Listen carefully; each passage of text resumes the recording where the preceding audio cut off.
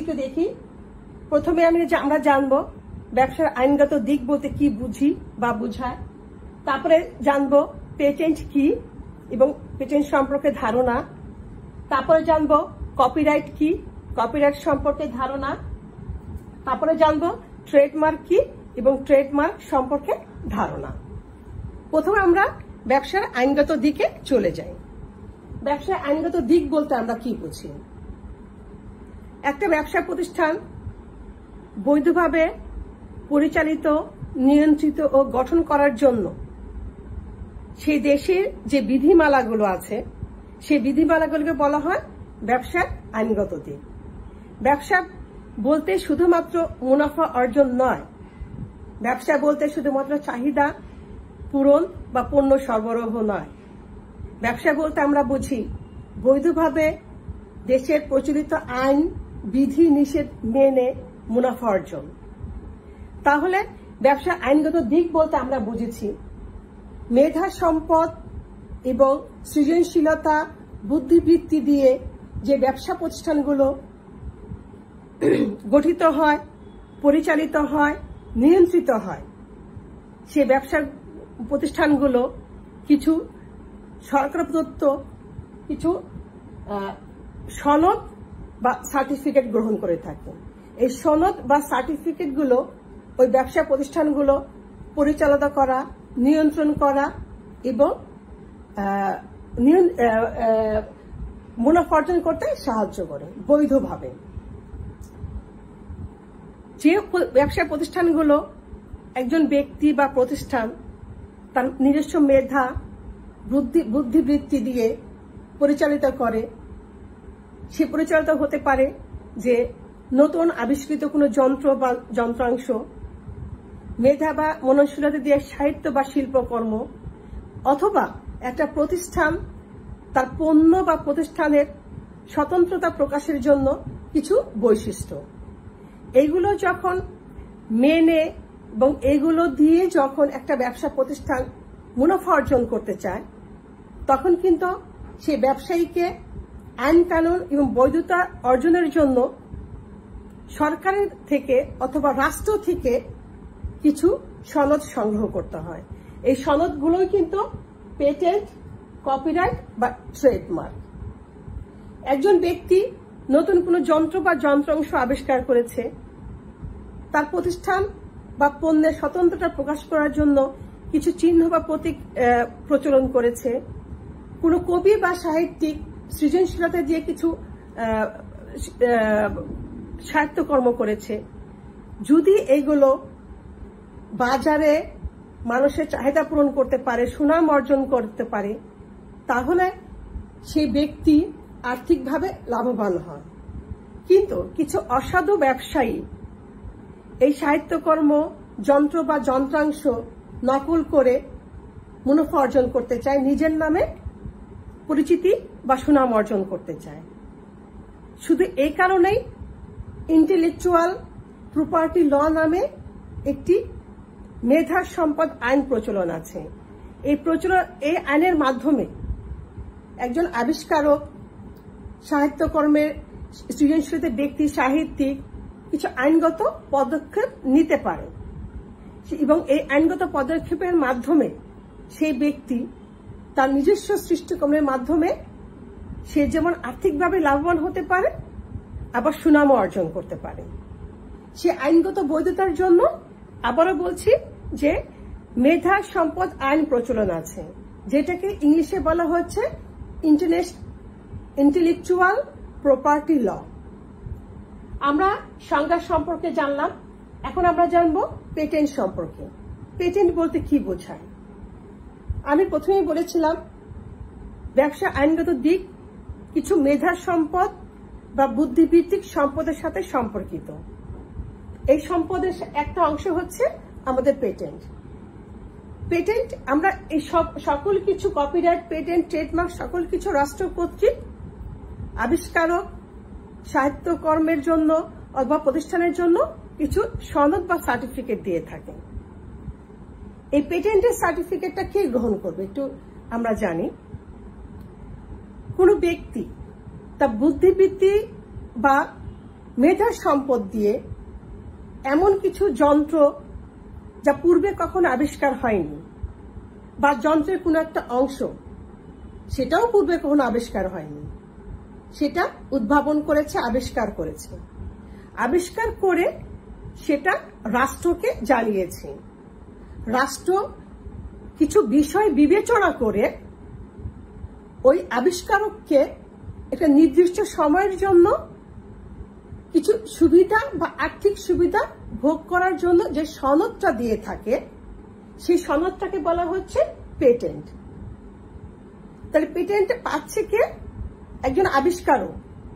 এমন একটি যন্ত্র যা পূর্বে কখনোই আবিষ্কার হয়নি, বা যন্ত্রের কোনো একটি অংশ সেটাও পূর্বে কখনো আবিষ্কার হয়নি, সেটা আবিষ্কার করার পর আবিষ্কারক রাষ্ট্রকে অভিহিত করে তা আবিষ্কার সম্পর্কে। রাষ্ট্র এই নতুন উদ্ভাবিত যন্ত্র বা যন্ত্র অংশ আবিষ্কারককে স্বীকৃতি হিসাবে যে সনদটা দিয়ে থাকে, সেই সনদটাকে বলা হচ্ছে পেটেন্ট। বাংলাদেশের পেটেন্ট আইন হচ্ছে 1911 সালের। রাষ্ট্র যখন কোনো ব্যক্তিকে পেটেন্টের সার্টিফিকেট দিবে, তখন রাষ্ট্র যে বিষয়গুলি বিবেচনা করবে, বিষয়গুলো হচ্ছে প্রথমে জানবে এই যন্ত্রটি আগে কখনো আবিষ্কার হয়নি, সম্পূর্ণ নতুন একটি যন্ত্র বা যন্ত্রের কোনো একটি অংশ। তারপরে জানবে যে এই যন্ত্রটি শিল্প উৎপাদন বা উপযোগিতা থাকবে এবং পুনঃ উৎপাদনের কাজে ব্যবহার করা হবে। তারপর রাষ্ট্র যেটা জানবে যে এই যন্ত্র দিয়ে কোনো অপরাধমূলক কাজে সম্পৃক্ত কিনা, বা কোনো অপরাধমূলক কাজ করা যাবে কিনা। যখন রাষ্ট্র এই তিনটে বিষয় বিবেচনা করবে, তখনই শুধু আবিষ্কারককে এই পেটেন্টের সনদ বা সার্টিফিকেট দেবে। এবং এই সার্টিফিকেট দেওয়ার সময়ও কিন্তু রাষ্ট্র বলবে, তোমার জীবনে একটা নির্দিষ্ট সময় পর্যন্ত এই যন্ত্রটা মাধ্যমে যে সুযোগ সুবিধা বা আর্থিক সুবিধা পাবে, একটা নির্দিষ্ট সময় পর্যন্ত বা বছর পর্যন্ত সীমাবদ্ধ থাকবে। তারপর এই সুযোগ সুবিধা সর্বসাধারণের বা রাষ্ট্রের হয়ে যাবে। এবং এই সনদটা বাংলাদেশে একজন আবিষ্কারকের জন্য 16 বছর পর্যন্ত বলবৎ থাকবে। 16 বছর পর রাষ্ট্র চাইলে এই সনদ ব্যক্তি যে সুযোগ সুবিধা ভোগ করেছিল, সেই সুযোগ সুবিধা সে আর পাবে না। তো রাষ্ট্র কর্তৃক সেই যন্ত্র উৎপাদন বা ব্যক্তি কর্তৃক কোনো প্রতিষ্ঠান মাধ্যমে সেই যন্ত্র বা যন্ত্রের কোনো একটা অংশ উৎপাদন হয়ে দেশের মানুষের বা শিল্প প্রতিষ্ঠানের উপযোগিতা ও উৎপাদনশীলতা বাড়িয়ে দেবে। এখন আমরা পেটেন্ট সম্পর্কে জানলাম। এখন আমরা জানি পেটেন্টের সুবিধা কি কি আছে, কেন একজন আবিষ্কারক এই পেটেন্টের সার্টিফিকেট গ্রহণ করতে চায় রাষ্ট্রের কাছ থেকে। প্রথমে আমরা জানব যে আবিষ্কারক তার মেধা বা মননশীলতা দিয়ে যে যন্ত্রটি আবিষ্কার করেছে, যেটা পূর্বে কখনোই আবিষ্কার হয়নি, সেই যন্ত্র মাধ্যমে বিক্রয়, বিপণন বা প্রচার সংক্রান্ত কিছু আর্থিক সুবিধা সে ভোগ করবে। যন্ত্রের উৎপাদন সংক্রান্ত আর্থিক সুবিধা ভোগ করবে এবং সরকার থেকে যে স্বীকৃতি স্বরূপ পাবে। যন্ত্রাংশ আমদানি সংক্রান্ত কিছু সুযোগ সুবিধা পাবে, বিনিয়োগ সংক্রান্ত কিছু সুযোগ সুবিধা পাবে। এই সুযোগ সুবিধা পাওয়ার জন্যই কিন্তু এই পেটেন্টের সার্টিফিকেটটা রাষ্ট্র তাকে দিয়ে থাকে, যাতে এই উপযোগিতা সৃষ্টি বা পুনঃউৎপাদনের কাজে ব্যবহৃত যে যন্ত্রটা আবিষ্কার করলো আবিষ্কারক, অন্য কোনো ব্যক্তি বা প্রতিষ্ঠান আবিষ্কার করে যাতে তার নামে প্রচার বা প্রসার এবং বিক্রয় সুবিধা ভোগ না করতে পারে। এই ক্ষেত্রে পেটেন্টের সনদধারী বা রাষ্ট্র কর্তৃক সার্টিফিকেটধারী আবিষ্কারক যদি দেখে যে তার এই যন্ত্র আবিষ্কার করার পরেও কোনো ব্যক্তি তার নিজের নামে আবিষ্কার করে প্রচার করছে যন্ত্রটির গায়ে নিজের নাম লেখাচ্ছে, তখন ওই ব্যক্তির বিরুদ্ধে আবিষ্কারক আইন অনুযায়ী ব্যবস্থা নিতে পারবে, কারণ রাষ্ট্র তাকে আবিষ্কারক হিসাবে সনদ বা সার্টিফিকেট দিয়েছে।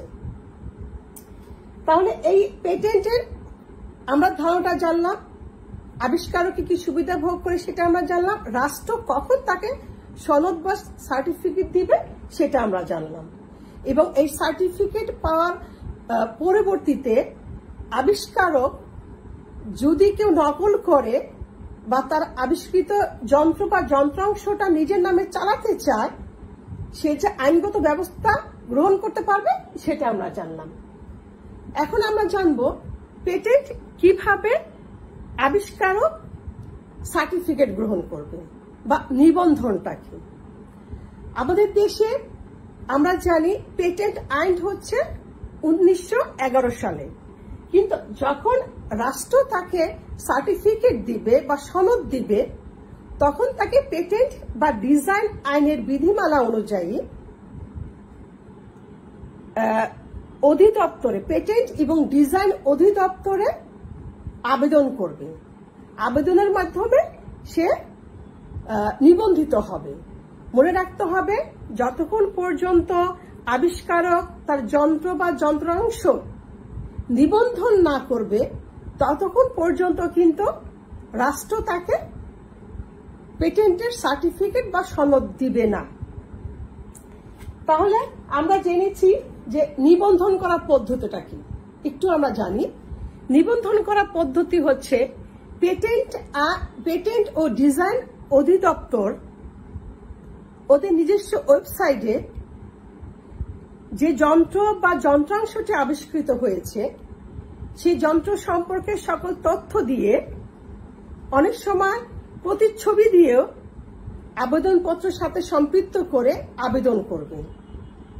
আবেদনপত্র যখন অধিদপ্তর সংগ্রহ করবে, অনেক সময় আবিষ্কারককে পূর্ণ বিবরণ সংক্রান্ত একটি তথ্যও দিতে বলে।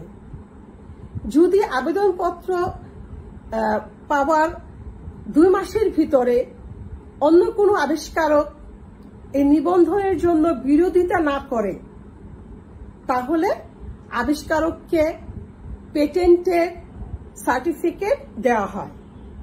আবারও বলছি যে নিবন্ধন হওয়ার পরেই কিন্তু শুধুমাত্র রাষ্ট্র আবিষ্কারককে পেটেন্ট সার্টিফিকেট বা সনদ দিবে, যে সনদটা 16 বছর পর্যন্ত আবিষ্কারক ভোগ করে থাকে। আমরা জেনেছি পেটেন্ট কি, পেটেন্টের মাধ্যমে আবিষ্কার কি কি সুবিধা ভোগ করলো, কিভাবে নিবন্ধিত হলো।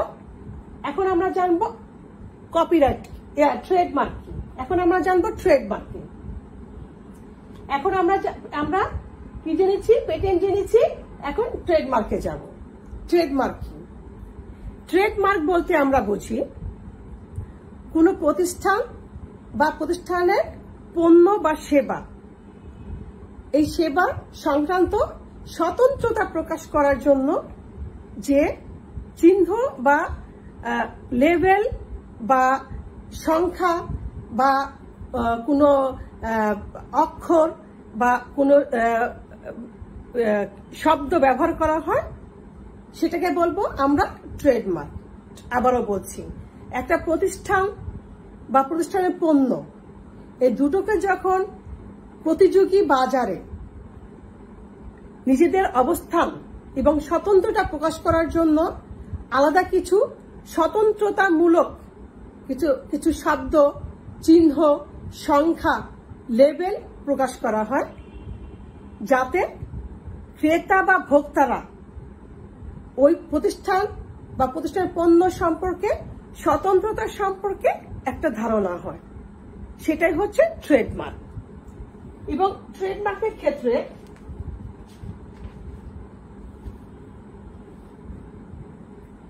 ট্রেডমার্কটাকে আবারও বলছি, ট্রেডমার্ক হচ্ছে যে প্রতীক বা চিহ্ন। বাংলাদেশের ট্রেডমার্ক আইন হচ্ছে 2009। বাংলাদেশের ট্রেডমার্ক আইন হচ্ছে 2009, এবং এই আইনের মাধ্যমে একটা প্রতিষ্ঠান তার স্বতন্ত্রতা প্রকাশ করতে পারে, একটা প্রতিষ্ঠানে তার পণ্য বা সেবারও স্বতন্ত্রতা প্রকাশ করতে পারে। ট্রেডমার্কের কিছু সিম্বল আছে। আমরা যখন বাজারে যাব, আমরা যখন কোনো জিনিস কিনবো, তখন কিছু সিম্বল দেখব। যেমন অনেক সময় দেখা যায় কোনো পণ্য বা প্রতিষ্ঠানের ক্ষেত্রে দেখা যায় আর অর্থই হচ্ছে সে প্রতিষ্ঠান বা পণ্যটা সরকার কর্তৃক নিবন্ধিত বা রেজিস্ট্রিকৃত। অনেক সময় দেখা যায় শুধু টিএল, অনেক সময় দেখা যায় টিএল, তার অর্থ হচ্ছে এই প্রতিষ্ঠান বা পণ্যটি রেজিস্ট্রিকৃত নয়। আবারও বলছি, যে প্রতিষ্ঠানের নামের পাশে আর থাকে সে প্রতিষ্ঠানটি রাষ্ট্র কর্তৃক নিবন্ধিত, আর যে প্রতিষ্ঠান নামের পাশে টিএম থাকে সে প্রতিষ্ঠানটি রাষ্ট্র কর্তৃক নিবন্ধিত নয়। আবার কিছু কিছু ক্ষেত্রে এস আর থাকে, কিছু কিছু ক্ষেত্রে এস এম থাকে। তার মানে হচ্ছে সার্ভিস মার্ক, মানে এই প্রতিষ্ঠানও কিন্তু নিবন্ধিত নয়, কিন্তু যখন নিবন্ধিত হয় তখন সেটা এস আর এস এম দিয়ে প্রকাশ করা হয়। তাহলে আমরা জেনেছি যে ট্রেডমার্ক কি। ট্রেডমার্ক হচ্ছে একটা প্রতিষ্ঠান এবং প্রতিষ্ঠানের পণ্য বাজারে সমজাতীয় বা প্রতিযোগী প্রতিষ্ঠানের থেকে ওই প্রতিষ্ঠানের স্বতন্ত্রতা প্রকাশ করার জন্য বা পণ্যের স্বতন্ত্রতা প্রকাশ করার জন্য কিছু শব্দ থাকে, কিছু লেবেল থাকে, কিছু বর্ণ থাকে, কিছু সংখ্যাযুক্ত শব্দ থাকে, কিছু বিভিন্ন রঙের সমন্বয় কিছু সিম্বল থাকে, অথবা কিছু মনোগ্রাম থাকে, কিছু ডিভাইস থাকে। সেই ডিভাইস বা মনোগ্রামগুলো একটা প্রতিষ্ঠানকে সমজাতীয় অন্য প্রতিষ্ঠান থেকে স্বতন্ত্র করে ফেলে, অথবা সেই প্রতিষ্ঠানের পণ্যগুলোকে স্বতন্ত্র করে ফেলে। কিন্তু এটাও জানতে হবে যে এই ট্রেডমার্কগুলো অনেক সময় ওই প্রতিষ্ঠানের যে প্যাকেটগুলো থাকে, প্যাকেজিং যে থাকে, বর্গীকরণগুলো থাকে, সেখানে উল্লেখ থাকে এবং সেই লেবেলগুলি দেয়া থাকে। কিন্তু এটাও মনে রাখতে হবে যে কোম্পানির বা প্রতিষ্ঠানের পণ্যের মৌলিকীকরণ কিন্তু ট্রেডমার্ক না। মৌলিকীকরণের গায়ে যে সিম্বল থাকে, যে লেবেল থাকে, যে লেখাযুক্ত অক্ষরগুলো থাকে, যে রঙের সমন্বয় থাকে, যে ডিভাইসগুলো থাকে, সেগুলিকে বলবো আমরা ট্রেডমার্ক। এবং এই ট্রেডমার্কের জন্যই কিন্তু একটা প্রতিষ্ঠান অন্য সকল প্রতিষ্ঠান থেকে স্বতন্ত্র হয় এবং প্রতিষ্ঠানের পণ্যগুলো স্বতন্ত্র হয়। আমরা যখন বাজারে যাই, আমরা যখন রাস্তায় বের হই, আমরা কিন্তু অনেক ধরনের ট্রেডমার্ক কিন্তু দেখি। যেমন আমরা বলবো যে বাটা শু, বাটা যে লেখার ধরনটা, অর্থাৎ গ্রামীণ ফোনের বিজ্ঞাপনের, গ্রামীণ ফোনের কিছু লেখা থাকে, কিছু ছবি আঁকা থাকে, কিছু মিউজিক থাকে, সেটা অন্য প্রতিষ্ঠান থেকে ভিন্ন হয়ে থাকে। আমরা এপেক্সে, আমাদের নিজস্ব এপেক্সের কোম্পানির কথা বলবো, এপেক্স জুতার কোম্পানি, সেখানেও কিন্তু কিছু এপেক্স লেখাটাও ভিন্ন থাকে, রংগুলো ভিন্ন থাকে। সেটা অন্য কোম্পানি থেকে তার প্রোডাক্টগুলোকে অথবা তার পণ্যগুলিকে আলাদা করে ফেলে এবং কোম্পানির নিজস্ব স্বতন্ত্রতা প্রকাশ করে ফেলে। এখন আমরা এই যে ট্রেডমার্ক আইন আছে, আমরা বলবো যে যখন কোনো প্রতিষ্ঠান তার নিজস্ব পণ্য বা প্রতিষ্ঠানের স্বতন্ত্রতা প্রকাশ করা দরকার হয়, এক্ষেত্রেও কিন্তু রাষ্ট্র কর্তৃক সনদ বা সার্টিফিকেট গ্রহণ করা হয়। যে সনদ বা সার্টিফিকেটই আসলে ট্রেডমার্কের সাথে সম্পর্কিত। এখন আমরা জানবো যে একটা প্রতিষ্ঠান তার প্রতিষ্ঠানের জন্য, স্বতন্ত্রতার জন্য অথবা তার পণ্যের জন্য কেন ট্রেডমার্ক গ্রহণ করে রাষ্ট্র থেকে, সরকার থেকে। তার কারণে হচ্ছে সব প্রতিষ্ঠানই তার প্রতিষ্ঠানের স্বতন্ত্রতা প্রকাশ করার জন্য, পণ্যের স্বতন্ত্রতা প্রকাশ করার জন্য এবং ক্রেতাকে আকর্ষণ করার জন্য সকল কিছুই করে থাকে। এই ট্রেডমার্কের সার্টিফিকেট গ্রহণের মাধ্যমে একটা প্রতিষ্ঠান তার প্রতিষ্ঠানের স্বতন্ত্রতা এবং পণ্যের স্বতন্ত্রতার মাধ্যমে সে ভোক্তা বা ক্রেতাকে আকর্ষণ করতে পারে, ক্রয় বিক্রয় যাতে সহজলভ্য হয় সেটা আকর্ষণ করতে পারে, পণ্য বা প্রতিষ্ঠান সম্পর্কে একটা সঠিক ধারণা দিতে পারে, পণ্য বা প্রতিষ্ঠানের উৎপাদিত পণ্যের ক্ষেত্রে কিছু গুণগত মানের নিশ্চয়তা বিধান করতে পারে। এই ধরনের কিছু সুযোগ সুবিধার কারণে একটা প্রতিষ্ঠান আসলে ট্রেডমার্কের আওতায় তারা সনদ বা সার্টিফিকেট গ্রহণ করে। এখন ট্রেডমার্কের সার্টিফিকেট কখন কিভাবে গ্রহণ করে? আমরা জেনেছি ট্রেডমার্ক কি। ট্রেডমার্ক মাধ্যমে কোম্পানির স্বতন্ত্র বা পণ্যের স্বতন্ত্র কিভাবে প্রকাশ করা যায় এবং ট্রেডমার্ক গ্রহণ করার পর একটা প্রতিষ্ঠান কি কি সুযোগ সুবিধা ভোগ করে এবং ট্রেডমার্কে যে একটা প্রতিষ্ঠান ট্রেডমার্ককৃত বা ট্রেডমার্ককৃত নয় কেমন করে জানবো সেটাও কিন্তু আমরা জেনেছি। এবং ট্রেডমার্ক কিভাবে সনদ, ট্রেডমার্ক সনদ বা সার্টিফিকেট একটা কোম্পানি কিভাবে গ্রহণ করবে।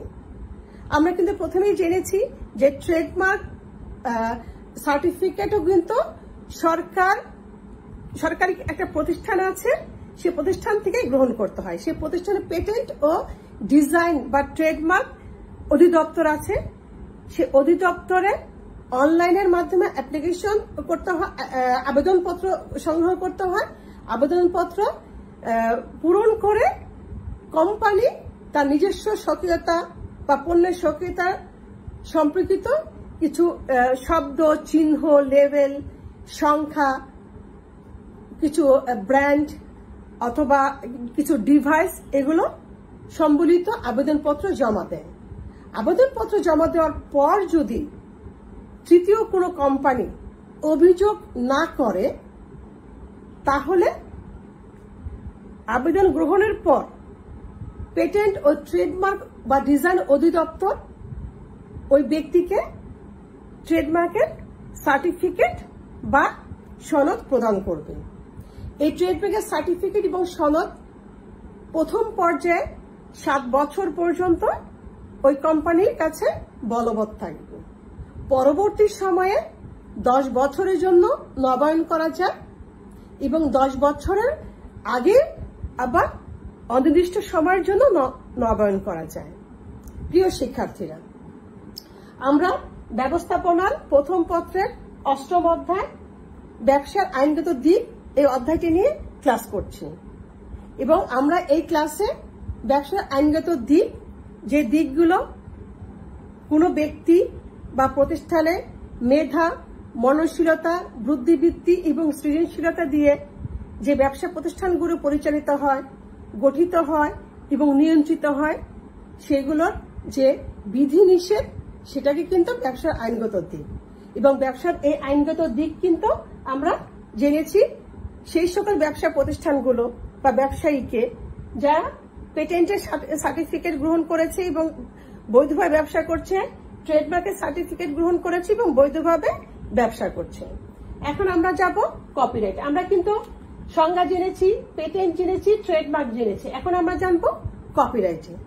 প্রিয় শিক্ষার্থীরা, তোমরা যারা আমার ক্লাসে অংশগ্রহণ করছো তাদের সকলেই কিন্তু আমরা অনেক প্রিয় শিক্ষার্থী।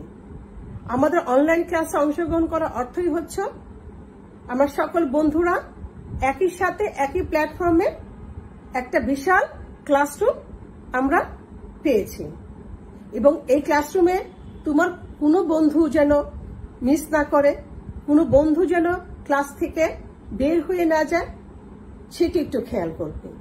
এবং প্রত্যেকেই যখন আপনাকে কমেন্টস করো বা মতামত দাও, আমি আশা করি তোমরা প্রত্যেকেই তোমাদের কলেজের নামটা উল্লেখ করবে। আমরা এখন আমার ক্লাসের পরবর্তী ধাপে চলে যাই। আমরা পরবর্তী ধাপ বলেছিলাম কপিরাইট। কপিরাইট বলতে আমরা কি বুঝি? কপিরাইট হচ্ছে কপিরাইটের অর্থই হচ্ছে গ্রন্থ বা সৃষ্টিশীল কোন সাহিত্যকর্মের একটা অধিকার বা সত্ত্ব অর্জন করা। তাহলে কপিরাইট সনদটা হচ্ছে সেই ব্যক্তিকে দেয়া যায় বা দেয়া হয় যে ব্যক্তি তার মেধা, মননশীলতা এবং সৃজনশীলতা দিয়ে সে কিছু সাহিত্যকর্ম তৈরি করেছে, গ্রন্থ লিখেছে, চিত্রকলা করেছে, সঙ্গীত করেছে, চলচ্চিত্র করেছে। এই যে সৃজনশীলতার মাধ্যমে সে নিজের জ্ঞান এবং বুদ্ধি প্রকাশ করে যখন মানুষের সামনে বা দর্শকের সামনে সেটা উপস্থাপন করে, সে উপস্থাপনের মাধ্যমে সে সৃজনশীল ব্যক্তিকে যাতে তার নিজের সৃষ্টি প্রকাশ করতে পারে, সে প্রকাশ করার যে সনদ বা সার্টিফিকেট দেওয়া হয় সেটাকে বলছে কপিরাইট। কপিরাইটে আমরা কিন্তু এভাবে যখন কোনো সাহিত্যকর্ম বা শিল্পকর্ম বা গ্রন্থ সত্তর কপিরাইটের আইনে আসে, তখন কিন্তু আমরা এভাবে সি প্রকাশ করা হয়। তাহলে আমরা জেনেছি যে কপিরাইট হচ্ছে কোনো শিল্পী, সাহিত্যিক, চলচ্চিত্র অথবা গ্রন্থ সত্য অথবা কবিতা, গান, চিত্রকর্ম, যে কোনো ধরনের সৃজনশীল কাজ মেধা এবং মননশীলতার মাধ্যমে যখন কোনো সৃজনশীল ব্যক্তি সেটা তৈরি করবে, জনগণের বা মানুষের সামনে উপস্থাপন করবে, তখন ওই ব্যক্তি যাতে আর্থিকভাবে লাভবান হতে পারে, প্রচার এবং প্রসারমূলক সুনাম অর্জন করতে পারে, সেই জন্য তাকে যে বৈধতার সার্টিফিকেট দেওয়া হয় সেই বৈধতাকে বলা হয় কপিরাইট। বাংলাদেশের কপিরাইট আইন হচ্ছে, বাংলাদেশের কপিরাইটের আইনটি একটু দেখি আমরা।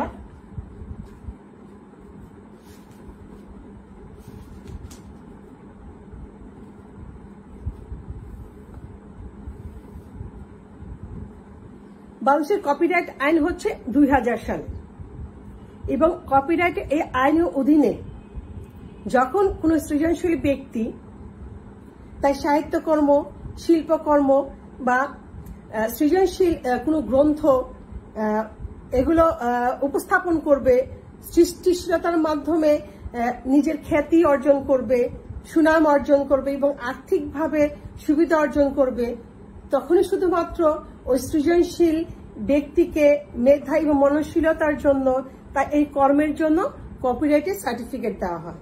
এবং এটা মনে রাখতে হবে যে এই কপিরাইট সার্টিফিকেট কিন্তু দেশীয় এবং আন্তর্জাতিকভাবে কোনো সৃজনশীল ব্যক্তির গ্রহণ করা কিন্তু বাধ্যতামূলক নয়। চাইলে তার সৃষ্টিশীলতাকে তার নিজের নামে প্রচার এবং প্রসার করার জন্য সে কপিরাইট আইনে সার্টিফিকেট গ্রহণ করতে পারে। এবং এটাও মনে রাখতে হবে চলচ্চিত্র কিন্তু কপিরাইটের আওতায় আসে না।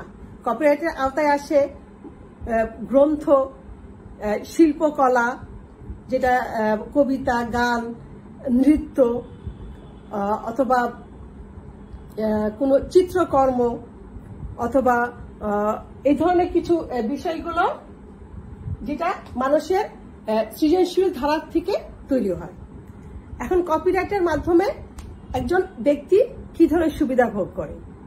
কপিরাইট আমাদের দেশে যেটা বর্তমান যুগে কপিরাইটের মাধ্যমে যে সুবিধাটা খুব বেশি ভোগ করা হয় সেটা হচ্ছে যে সাহিত্যিক বা গ্রন্থ সত্য যে তৈরি করলো, গল্প হোক, বই হোক, কবিতা হোক, নৃত্য হোক, এই সৃজনশীল ব্যক্তি যাতে আইনসম্মতভাবে সে প্রচার করতে পারে এবং আর্থিকভাবে লাভবান হতে পারে, সেই ক্ষেত্রে যদিও কপিরাইট আইনে নিবন্ধন করা বাধ্যতামূলক নয়, কিন্তু যদি সে নিজের নামেই সেটা প্রচার এবং প্রসার করতে চায় তাহলে নিবন্ধন করলে আইনগতভাবে সে কিছু সুবিধা ভোগ করতে পারবে।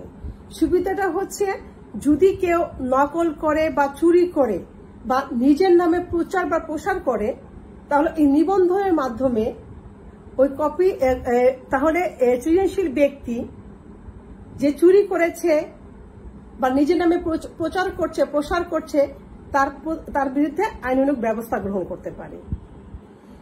সেজন্য আমরা বলছি যে আমাদের কপিরাইট আইনটা সবচেয়ে বেশি আমাদের বর্তমান যুগে দরকার হয় কম্পিউটার সফটওয়্যার বা ডিভাইসের, যাতে কোনো নকল না হয় সেই উদ্দেশ্যে বেশি ব্যবহার করা হয়। এবং সেই ক্ষেত্রে যে এই কাজ করবে, যে কপিরাইটের অপরাধমূলক কাজ করবে, সেই ব্যক্তিকে 4 মাস থেকে বছর পর্যন্ত জেল হতে পারে, অথবা 50,000 থেকে 2 লক্ষ টাকা পর্যন্ত জরিমানা হতে পারে। এটা আমাদের ফৌজদারি আইনে হয়। এবং বর্তমান যুগে কম্পিউটারের ডিভাইস, কম্পিউটারের সফটওয়্যার, কম্পিউটারের বিভিন্ন অনুলিপি কিন্তু কপিরাইটের নিবন্ধন না করলে অসাধু ব্যবসায়ী নকল করে নিজের নামে প্রচার এবং প্রসার করতে পারে। প্রিয় শিক্ষার্থীরা, আমরা ব্যবস্থাপনার প্রথম পত্রের 8ম অধ্যায় ব্যবসার আইনগত দিক, এই বিষয়গুলো নিয়ে আজকে আলোচনা করলাম। এবং এই বিষয়গুলোর ভিতরে আজকে যে ক্লাসগুলো হলো সেটা হয়েছে আমাদের ব্যবসা আইনগত দিকের সংজ্ঞা, পেটেন্ট, ট্রেডমার্ক এবং কপিরাইট। এখন আমাদের একটু প্রশ্ন নিয়ে একটু আলোচনা করি। আমাদের কিন্তু এই অধ্যায়ের পেটেন্ট, কপিরাইট এবং ট্রেডমার্ক এই 3টা অংশই খুবই গুরুত্বপূর্ণ। এই অধ্যায় থেকে যে প্রশ্নগুলি তৈরি হয় অধিকাংশ ক্ষেত্রেই আমাদের কপিরাইট, পেটেন্ট বা ট্রেডমার্ক এই 3টা অংশ থেকে আমাদের জ্ঞানের প্রশ্ন আসতে পারে, আবার অনুধাবনের প্রশ্ন আসতে পারে। উদ্দীপকটা কেমন ভাবে আসে? আমরা জানি গ হচ্ছে প্রায়োগিক প্রশ্ন হয়, আর ঘ হচ্ছে উচ্চতর দক্ষতার প্রশ্ন হয়। যদি আমাদের কোনো আবিষ্কারক, প্রশ্নটা এমন হতে পারে, যদি কোনো আবিষ্কারক নতুন কোনো যন্ত্র বা যন্ত্রের কোনো একটা অংশ আবিষ্কার করেছে, কিন্তু সে রাষ্ট্র কর্তৃক কোনো সনদ বা সার্টিফিকেট গ্রহণ করেনি, যেটাকে বলবো আমরা পেটেন্ট, তখন সেই ব্যক্তি তার ওই যন্ত্র যদি নকল করে কেউ নিজের নামে প্রচার এবং প্রসার করে এবং আর্থিকভাবে লাভবান হয়, তাহলে আবিষ্কারক কিন্তু ওই ব্যক্তির বিরুদ্ধে কোনো আইন অনুগ ব্যবস্থা গ্রহণ করতে পারবে না। সেজন্য বলছি পেটেন্ট, ট্রেডমার্ক বা কপিরাইট প্রত্যেকের ক্ষেত্রে একজন আবিষ্কারক, একজন লেখক বা একটা প্রতিষ্ঠান বা প্রতিষ্ঠান পণ্য স্বতন্ত্র প্রকাশ করার জন্য যে সার্টিফিকেট গ্রহণ করেছে, সে যদি নিবন্ধন না করে বা সনদ বা সার্টিফিকেট গ্রহণ না করে, তাহলে এই পেটেন্টের আবিষ্কারক বা ট্রেডমার্ক বা কপিরাইট এই ব্যক্তি নকল করার ব্যক্তির বিরুদ্ধে আইন অনুগ কোনো ব্যবস্থা গ্রহণ করতে পারবে না। আমাদের উদ্দীপক যখন তৈরি হবে তখন প্রয়োগের ক্ষেত্রে আসবে সে আইনগত ব্যবস্থা গ্রহণ করেছিল কিনা, উচ্চতর দক্ষতা আসবে, যদি আইনগত ব্যবস্থা গ্রহণ করে থাকে তার সুবিধাটা কি আর অসুবিধাটা কি। সর্বোপরি যদি আবিষ্কারক বা প্রতিষ্ঠান বা প্রতিষ্ঠানের পণ্য নিয়ে স্বতন্ত্র প্রকাশ করার জন্য ট্রেডমার্ক অথবা সৃজনশীল কাজের জন্য শিল্পী বা সাহিত্যিক কোনো কপিরাইট আইনের আওতায় এসে নিবন্ধন করে, তাহলে